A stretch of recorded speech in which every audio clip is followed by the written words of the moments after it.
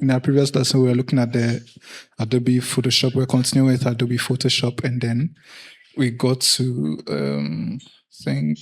we're on the project we're working on in the lesson before that. But because we have wasted, or let me say, a lot of time has far gone, I want us to jump into the next thing. But concerning the Photoshop, there'll be other sub lessons attached to it, but those ones will be posted later in the course of the month, so you can check those out in your free time. But we are jumping into video editing, which is part of the whole training program criteria.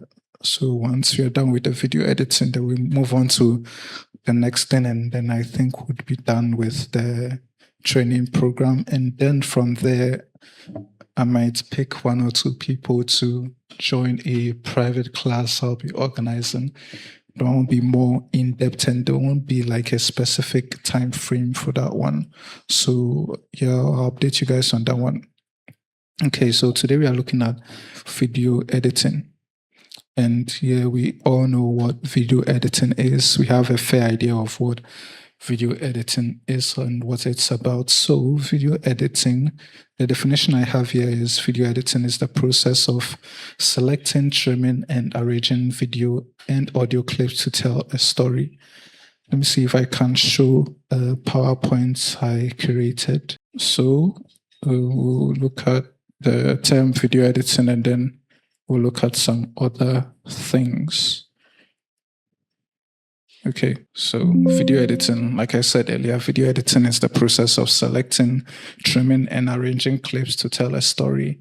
And then we have the statement saying that a raw footage is never the final product. So in the video edit, in the videography or cinematography sector or industry, we have people who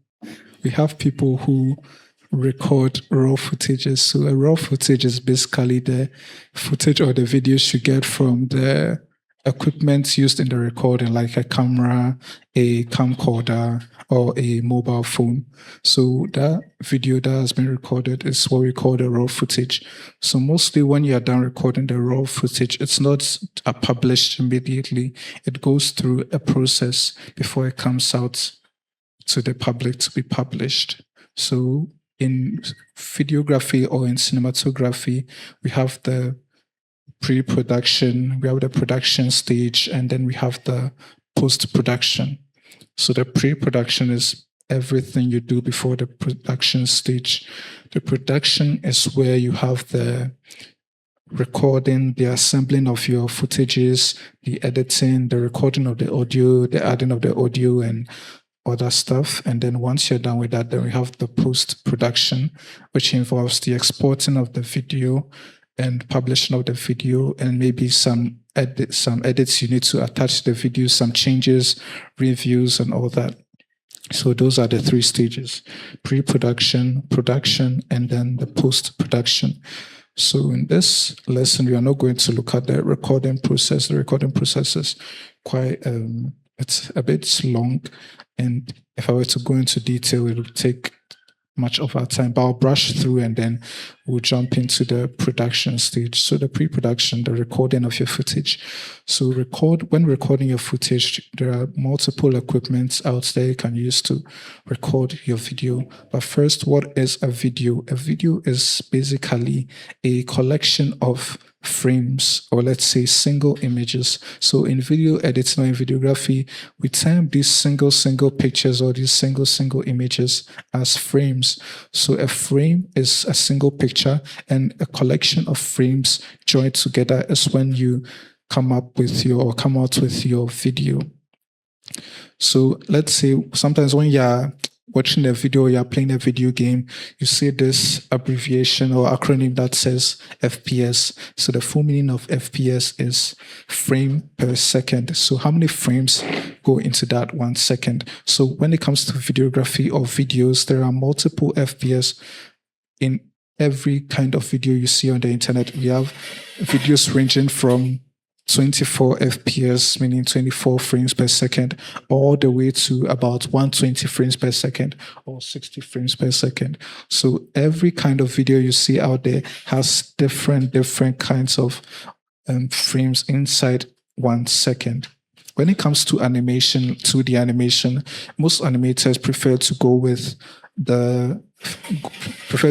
15 frames per second. So that means in this instance, you have 15 frames or 15 images put into just 1 second of that clip. So that one clip would have 15 different frames. And the reason why they do this in animation is because you are dealing with frames and they are all separate images. The animator needs to draw each and every single frame to fit just that 1 second of the video. So now imagine having 120 frames per second for an animation. That means the animator has to make 120 different drawings, 120 different artworks to form just 1 second of the video.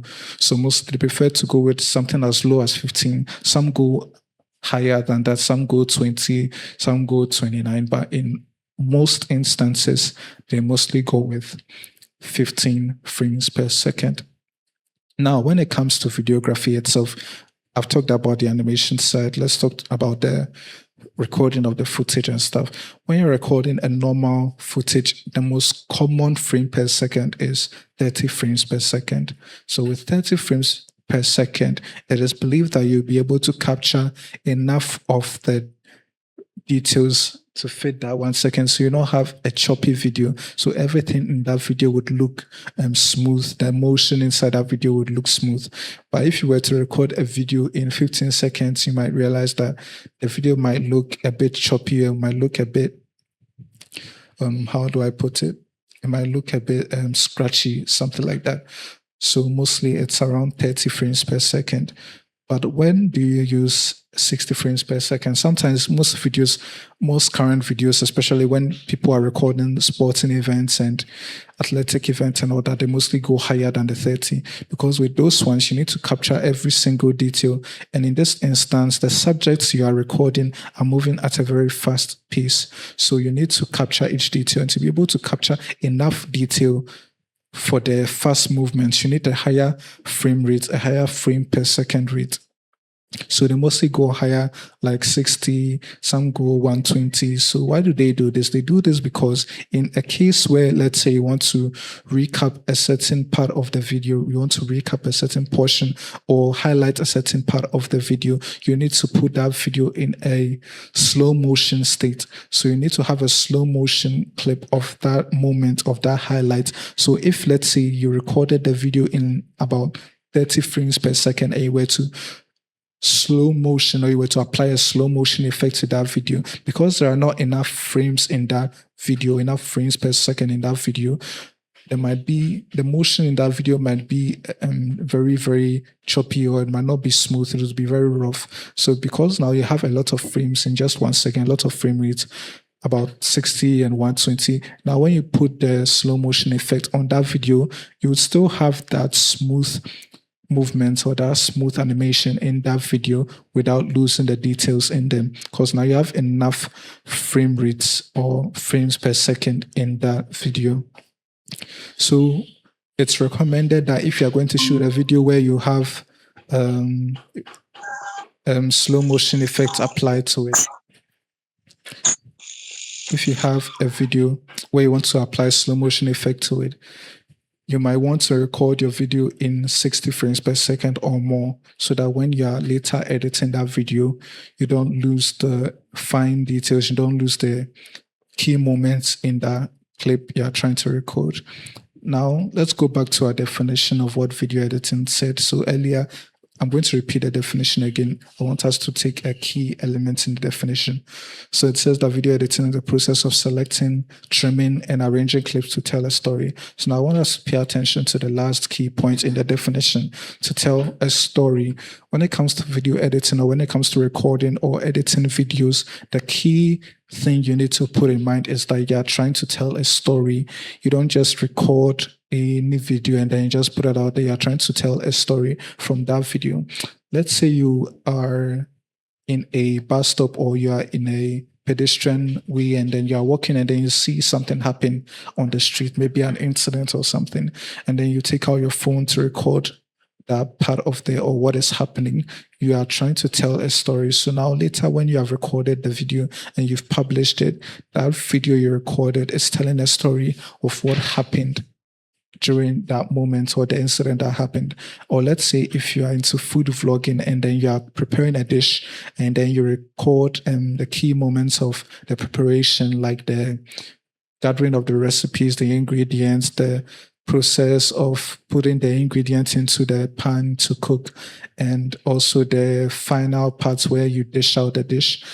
That is also telling a story. So when someone watches that video, the person can't see the story or something happening in the video and know that, oh, so this is what they are trying to communicate, or this and this is what happened in the video.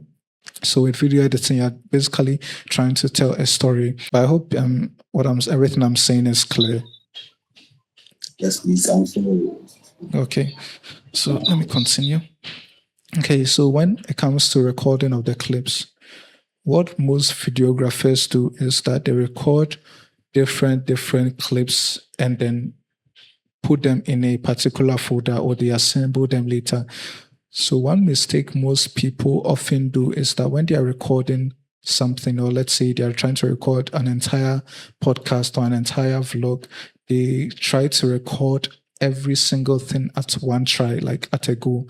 But that's not like the best thing to do. That's not the best practice when it comes to videography. The best thing you can do is to record bits of whatever you're doing or whatever thing you're trying to showcase. So let's say you're trying to make a recipe video and then you record a first clip of you showing the ingredients, but you realize that, or maybe the first clip I recorded didn't really come out well or something. You try and record that same clip again, but this time you try and record it in different angles. So I'll explain later on why I'm saying this. So you record that part of the video, the showcasing of the ingredients first. If you can get different angles to try and record each and every single angle you can find. And then once you're done with that, you keep that video and then you record the next video of you cutting the ingredients and all that, because now with the cutting out the ingredients, it's going to be like something it's not something you can just do again, like you do it once and then you do it again. Because you're cutting it, you need to make sure you get the shots right, because it's not now that maybe you've recorded and then you didn't get the best part well, and then now you have to get a new ingredients and record the whole clip all over again. No, but because this one is a delicate, because it's a delicate part of the video, you need to make sure that you have the lighting right, you have the angle right, you have like everything right. So once you record that, then you cut the video, then you record the next part, you record the next part, you record the next part until you are done with the last part of the video. So now what happens is that now you have different clips of each process that you took, instead of recording the whole thing at a single go. So imagine if you were recording the whole thing and then you get to maybe the latter part and your phone tells you that you don't have enough storage, or the camera you're having says that you're out of storage. In some cases, you might still have the footage you already recorded, but in other instances, you might not get the full video, so it might end up just getting corrupt and then you'd lose the whole thing. But with this one, because you recorded multiple clips of each and every part of the video, you now have enough footages to work with. So now that you have all your footages intact, what you're going to now do is what you now go through is the video editing process. Now, before we get into that, let me explain the other parts of this slide. So first we have storytelling. You decide what the viewer sees and when. Every cut is a creative choice. So storytelling, when you watch a movie or an episode of a series, you realize that there are certain clips, or most of the clips or the scenes you see are telling a story, a particular story. So sometimes you see at the beginning of the series or at the beginning of the movie, you might see footage of the environment the protagonist lived in or was born in. So that's telling you like the introduction of the story or how the story starts or how the story begins. And then it takes you further to maybe when the protagonist grew up or what they did whilst growing up. And then you go on from there, and there, maybe the middle of the movie, you see a very big event or something happening to the protagonist, or it performs a certain huge milestone. And then at the end, you see the climax of the movie. So each and every cut of that movie is basically telling you a story. So every scene you see in the movie is not just put there for putting the sake or just to fill out the video, but each and every clip is trying to lead you to a certain story, trying to direct you to follow a certain story the creator or the directors are trying to display or are trying to show you. Now, the next thing we have here is that it's everywhere. So video editing is a very, very common thing in our modern creative world these days. So we have videos on YouTube, movies, news, social media. We have corporate videos, and most of all these videos are edited. Most of the videos you see online are edited. Now, some people would think that most of the videos you see, there's some of the videos that you see online, some of them are not edited. They were just recorded raw from the camera and then published on the internet. Now, editing is not like some hectic or some overload of work where you like add so many effects and then color grading and then cutting and then you add special effects and all that. Editing can be as simple as just trimming out unimportant parts of a video together or cutting and joining certain parts of the video together. Once you've done even something as simple as that, you've edited a video, or let's say you record a video, you open the default editor on your phone and then apply some sort of filter on it. That's also video editing. You've edited it. So every single video you see out there has been edited. Even Snapchat, if you are recording a video selfie of yourself and then you apply a snap filter, it's also an edit. It's also a video editing. It's because Snapchat applying those filters will change the whole dynamic of the video. So it will not look like how it was when it was in its raw format. Now the next thing here is start simple. So your phone already has a basic editor. So today we'll see if we have enough time to do a simple exercise and then we move on from there. Okay. The next thing we have is the 4 key areas of a video editor. So there are multiple video editors out there. We have the CapCut, which is one of the most popular video editing softwares out there. We have DaVinci. We have Premiere Pro. There are multiple editing softwares out there, but would focus on the most common ones, which are CapCut and then Premiere Pro. So in every video editing software, you see these 4 key elements inside of them. So the first thing you're going to see in them is what we call a media pool. So a media pool is basically something like your fridge. So this is where all your video files, your images, your music, and other stuff are put in. So this media pool contains all of those things. So if you want to like make a full-on documentary or a full-on vlog video, this vlog does not only contain your raw footage. Sometimes you might have a separate audio file, because there are people that when they are recording a video, they have a separate microphone that they record the video on separately. So they have maybe their phone recording the video and then a microphone recording the audio maybe on their laptop or somewhere else. So now they have the video files and now they have audio files. And also they might want to include images. So maybe they've taken certain images of certain things and they want to include them into the video. So these things are these extra images or extra clips that they might add to their raw footage is what we call B-roll. So a B-roll is basically extra footages or extra clips that are added to a video to make it more engaging, to make it more entertaining. So sometimes you listen to a podcast and then they are talking about a certain topic, and then once the host is talking, there might be a clip that will come in displaying whatever the host is talking about. So those clips are what we call a B roll. So these B rolls help make your videos more engaging. And the next thing we have in every video editing software is the preview monitor. So the preview monitor is basically like your TV screen. So this is where you see how the video looks like, or how the final video would look like. So in most video editing software, especially on PC, you see a rectangle mostly on the top right.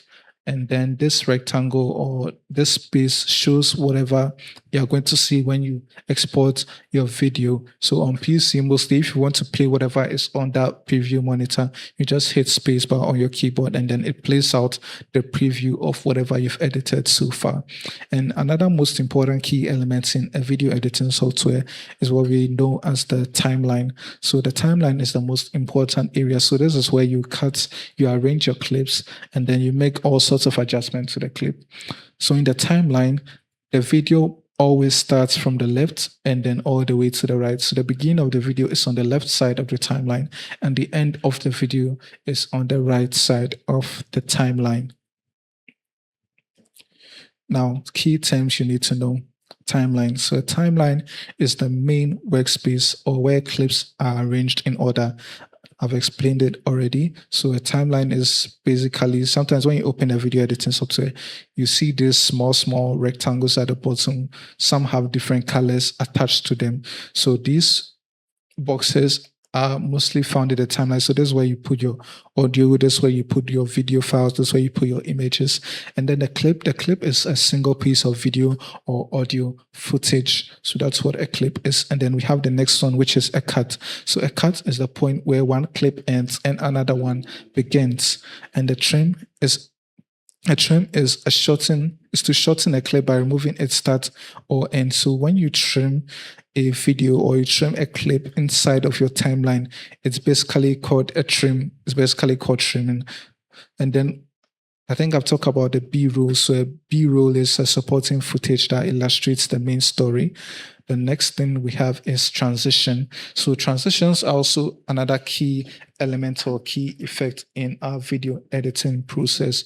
So once you're able to master transitions and use transitions better or properly, you would be able to make your videos more engaging. So let's say you have 2 or 3 cuts inside of a video.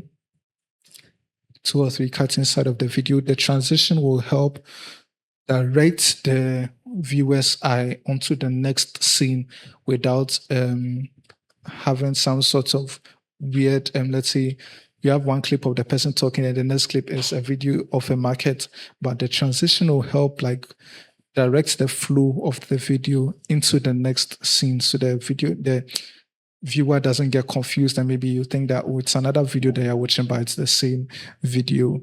And then next we have export or render. Now, when we mention the term render in videography or in video editing, it's basically processing and saving the final video file. So when you hear someone saying that they are rendering a video, what they are basically trying to say is they are processing or they are saving the final video file. And then frame rate, which is FPS. So frame rate is basically frames per second, how many images or how many frames are inside of a second of a video. And the next thing we have here is resolution. So resolution basically refers to the video dimensions of a video. We'll take a look at that in later on. And then we have audio track. So audio track is a separate layer in the timeline for sound. Next, common beginner mistakes to watch out for. So one of the most common beginner mistakes you need to watch out for is having the wrong track. So clip track to audio track instead of video. Watch the track color. So in print, this one is not really common when it comes to mobile editing software, but when you have like PC softwares like Premiere Pro and DaVinci Resolve, one mistake most people do is that instead of bringing the entire clip into the, or let's say the video into your timeline, you might end up making a mistake and then dragging the audio track instead of the video itself. And the next one is bad audio mix. So this instance is where like you have a full recording and let's say a podcast recording, and then the music is too loud. It's louder than what the person is trying to narrate or what the host is trying to say.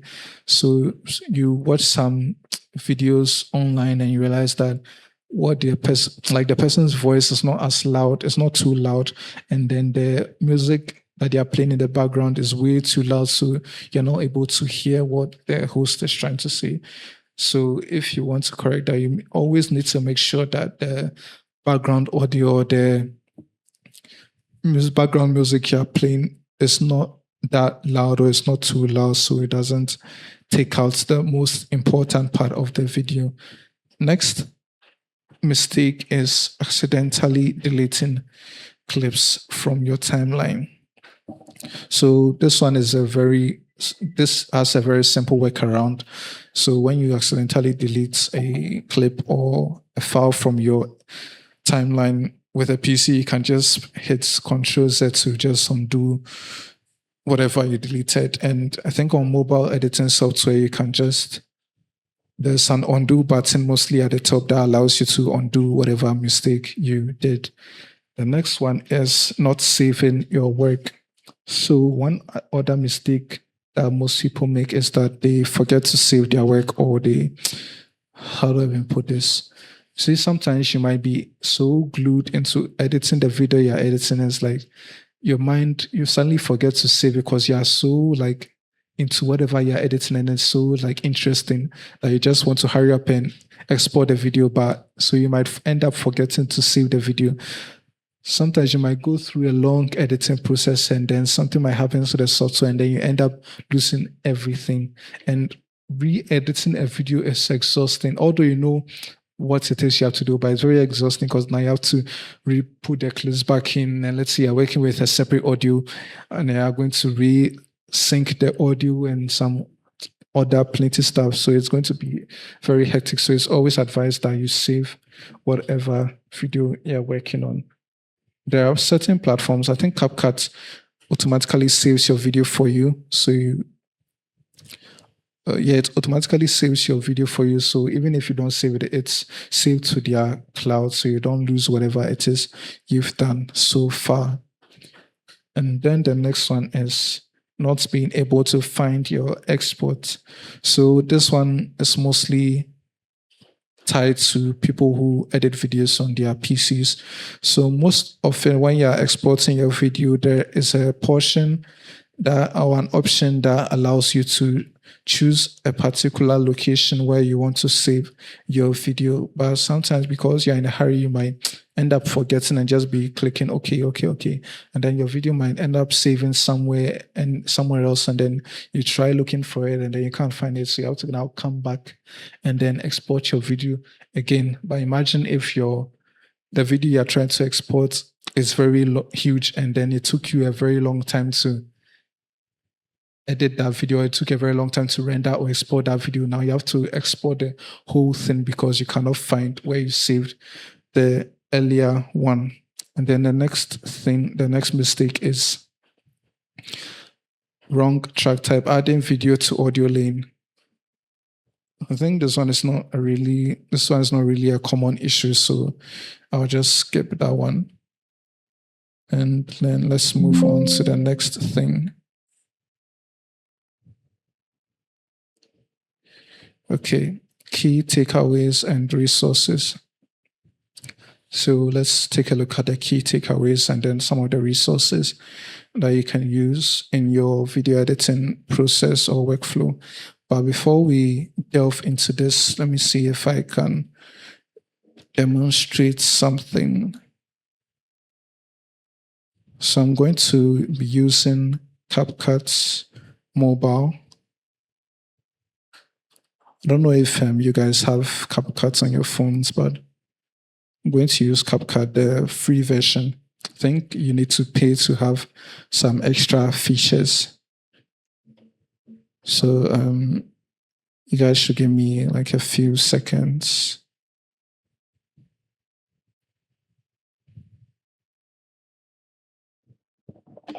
But I hope you guys understood everything I've said to this point.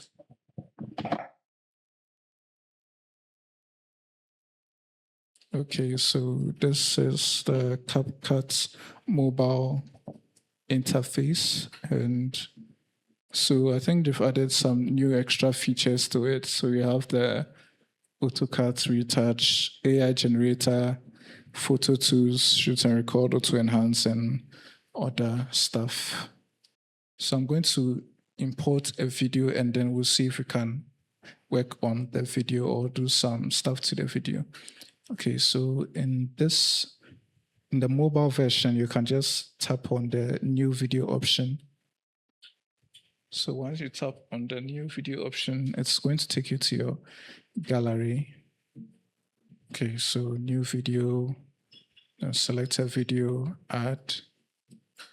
Okay, so I've imported a video. And then we are going to see if we can make this video or turn this video into a portrait video. So let's say you've recorded a video in landscape and then you want to post it on TikTok, but you don't want it to be landscape, you want it to be portrait. So first thing we are going to do here is, I want to see how long the video is. Okay, our video is about 2 minutes long, but I want to trim it down to just 1 minute. So we are going to move the slider in our timeline. So we see the 1 minute mark. So you can see the timer on the left, right under the square shape with the arrows attached to it. So you see 01, the semicolon 06. So slide it. So we see 1 minute. Okay, now we are on the 1 minute part of the video, and then we'll go to the bottom. You see splits. So we'll tap split, and then we have splitted our video or trimmed our video to 2 separate clips. So you're going to delete the other cuts or the other trim that we made. So we'll select that one, and then we'll tap on the option at the bottom that says delete. So now we have just 1 minute clip. And now we are going to change the ratio of our video. Let's see an option that says, So you shouldn't select the clip, you just select, make sure the clip is not selected before you're able to see that option. So you see aspect ratio at the bottom here, and then we are going to change the aspect ratio to a portrait video. So we choose this option here, the one with the TikTok icon. Now we have a portrait video ratio, but our clip is still at the center. So what we are going to do is we are going to scale out our video clip. Let me see if you can. Okay, I think you can just zoom in on the clip inside of the preview window. So you just tap on the click and then come to the preview window and then use your 2 fingers to either zoom in or out. So zoom in till it fits the portrait ratio, and then we'll bring it a bit to the right so you can see the person talking. And then let's try playing the clip. So once we start playing, you realize that the other person is cropped out. So we are trying to get him inside of our frame. So what we are going to do is we are going to play this clip, and then we'll stop at where it switches to the other guy. So let's play it. I realize that it switches to the other guy around this portion.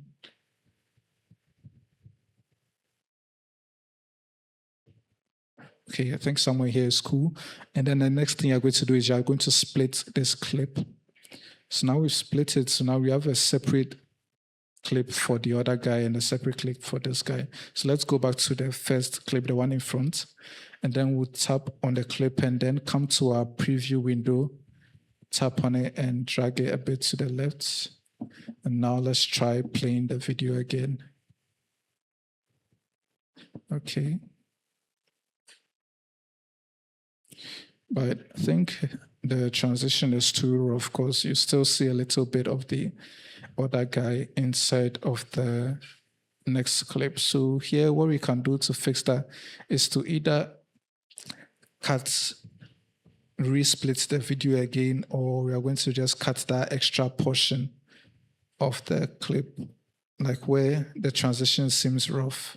So it's either you split the video again and then do the whole process again, or you come to the new version or the new thing you've done and then just cut out the extra part of the video, but just make sure that it doesn't interfere with the full video. Or let's say maybe he's saying something and then when you cut that clip, you can't really get the audio from that part. So you just make sure that you're doing the right thing without losing the key information or the key part of the video. So, but the best option is to just undo and then go back and then split your video again and then try shifting the first clip to make sure the man fits the entire frame. But I think with this one, it's easier to do when you're working on a laptop or on a PC because with the laptop, you're able to see the timeline and you're able to even zoom into the timeline to see where you're cutting. So you can make the right cuts, you can make the right trims without having to go back and then redo the entire thing again. But with the mobile version, it's quite limited. So with the mobile version, it's going to take a lot of time to get it done right. So let's just continue from what I've done. So to fix this, I'm just going to put a transition in between so that at least you can barely notice that rough transition. Okay, so I'm going to apply a transition. So to apply a transition, we are going to tap on the white box or the white square in between the two clips. So we tap on it and it's going to bring out this window with a lot of transitions you can choose from. So you are going to find one that I think would fit the video. If you don't have the pro version, you can just use the free versions available. Because I think with some of them you have to pay to use them. So let's find one we can use. Let me see.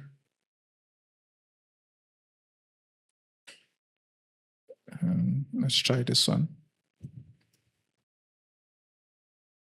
Okay.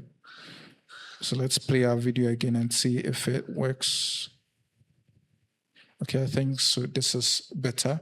So you can barely see the rough transition, which was there earlier. So let's play it again. Good. So once you are done with that part, you do the same for the rest of the clip. So you can see the same thing here.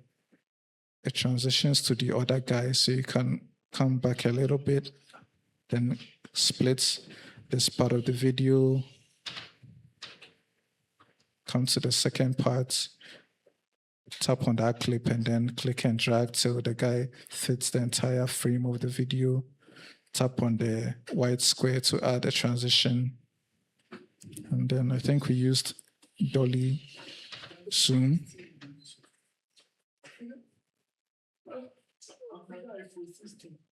Dolly zoom.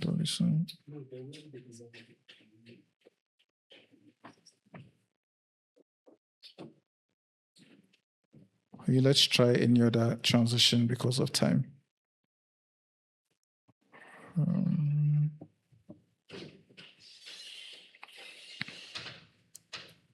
Okay, let's just use this one. Okay. And then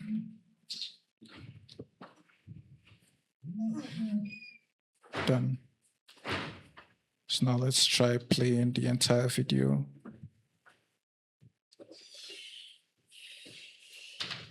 Okay, so this is just the basics of what video editing is all about. It's not anything